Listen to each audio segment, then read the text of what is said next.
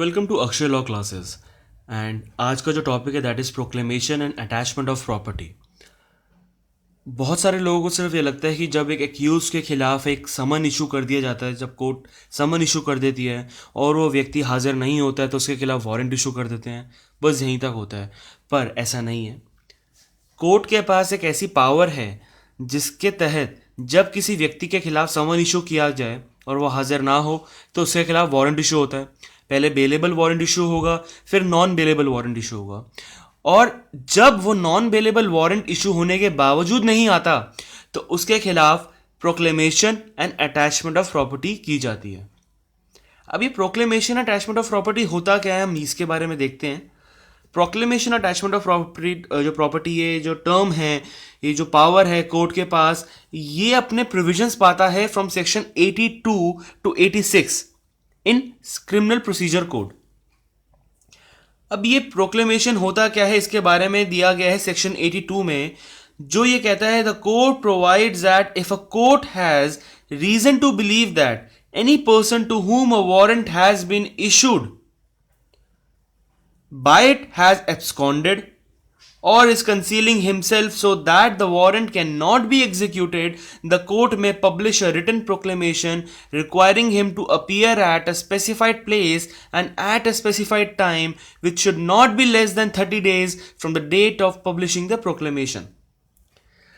अब पहली चीज तो हमें पता होनी चाहिए कि एब्सकॉन्डेड जो बंदा है, एब्सकॉन्ड कर चुका है, इसका मतलब क्या है। एब्सकॉन्ड का एक साधारण भाषा में मतलब होता है कि भाग जाना।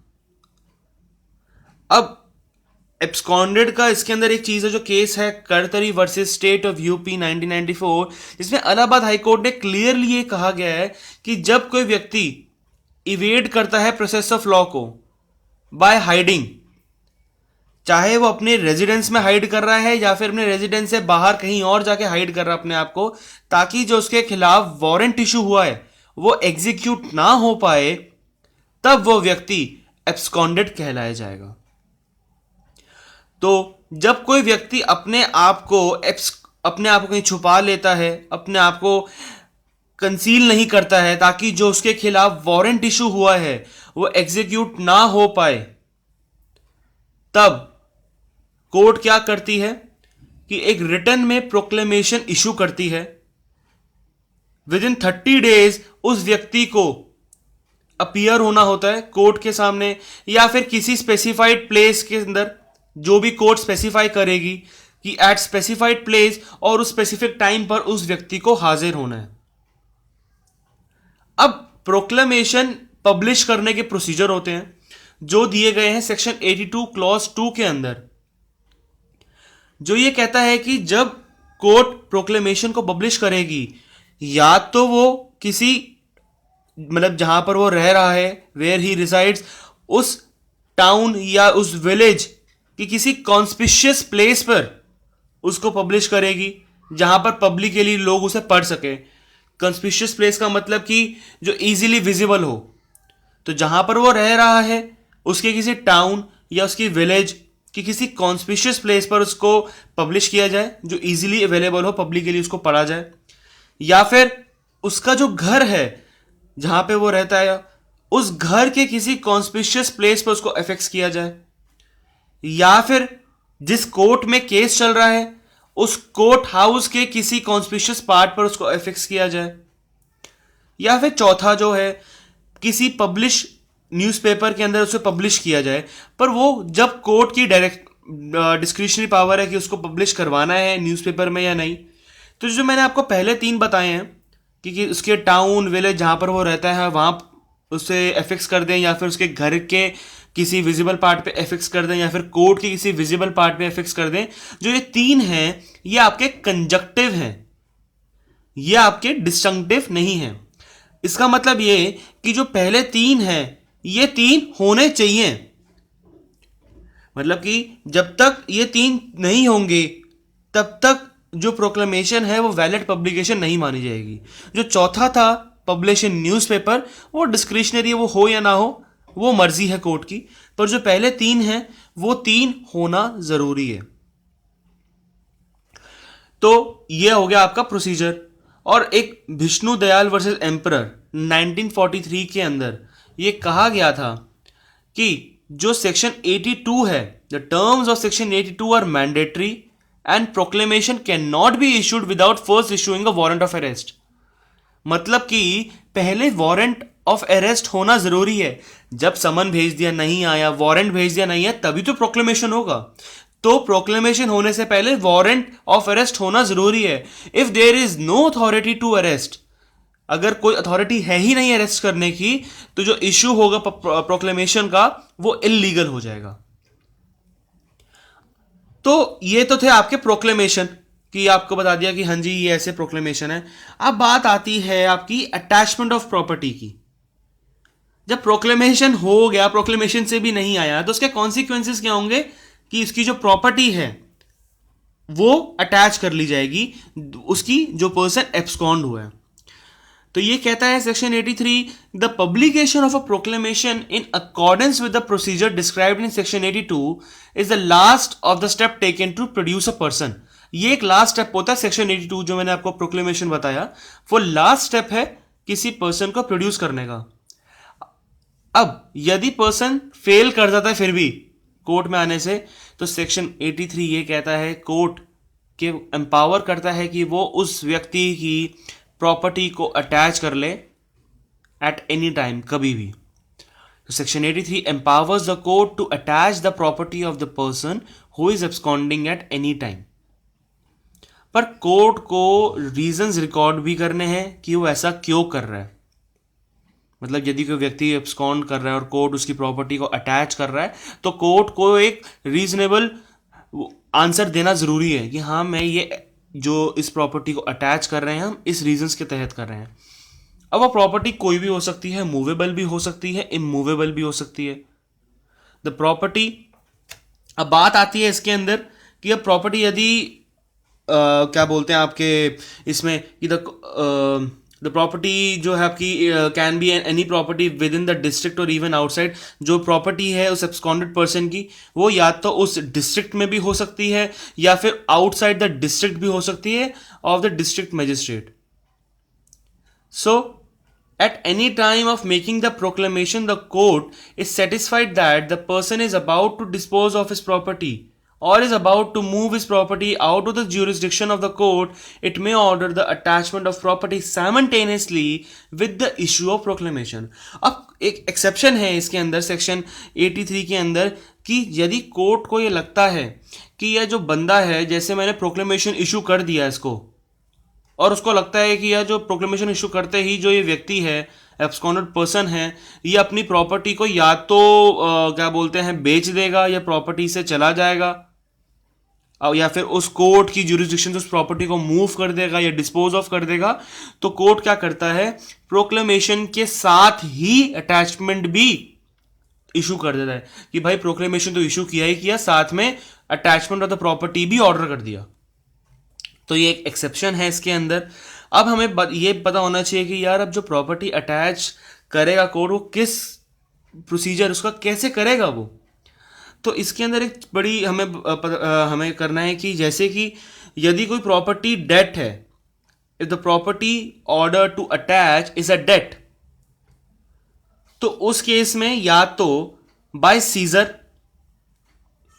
ठीक है जी, या तो सीज कर लिया जाएगी उसकी प्रॉपर्टी को, या फिर अपॉइंटमेंट ऑफ अ रिसीवर, या फिर किसी रिसीवर को अपॉइंट कर लिया जाएगा, या फिर उस प्रॉपर्टी की डिलीवरी को प्रोहिबिट कर दिया जाएगा कि भाई ये अब जो ये प्रॉपर्टी है ये आगे डिलीवर नहीं की जाएगी कहीं पे। तो यदि कोई प्रॉपर्टी जो है आपकी मूवेबल है और जो डेट है बेसिकली, तो उस प्रॉपर्टी को या तो सीज कर लिया जाएगा, या फिर रिसीवर अपॉइंट कर दिया जाएगा, या फिर उसकी डिलीवरी को प्रोहिबिट कर दिया जाएगा, या फिर इन तीनों में से कोई भी अच्छा कॉम्बिनेशन जो कोर्ट को लगता है वो कोर्ट कर सकती है। पर यदि जो प्रॉपर्टी है वो इमूवेबल है, तो क्या होगा, तो या तो उस प्रॉपर्टी की पोजेशन कोर्ट ले लेगी, या फिर रिसीवर अपॉइंट कर देगी, या फिर जो भी उसके ऊपर पेमेंट ऑफ रेंट हो रहा है टू द प्रोक्लेम्ड पर्सन, ठीक है ना, वो उसको प्रोहिबिट कर देगी, या फिर कोर्ट को इनमें से कोई एक बेटर ऑप्शन लगता है कि इन तीनों को मिलाकर कोई भी एक अलग अच्छा कॉम्बिनेशन कोर्ट को लगता है, तो कोर्ट वो भी कर सकता है। तो सेक्शन 83 कहता है कि यदि प्रोक्लेमेशन हो गया तो उसके बाद कोर्ट अटैचमेंट ऑफ प्रॉपर्टी भी कर सकती है। अब हम बात करते हैं कुछ रेमेडीज की कि जिसके तहत अगर किसी एक जो ऑफेंडर है उसकी प्रॉपर्टी को या तो गलत क्या बोलते हैं अटैच कर लिया गया है या फिर कोई और रीजंस है, तो उसमें रेमेडीज क्या हैं उस पर्सन को। तो सेक्शन 84 ये कहता है, section 84 provides a mean to protect the interest of any person other than the proclaimed person in the attachment property.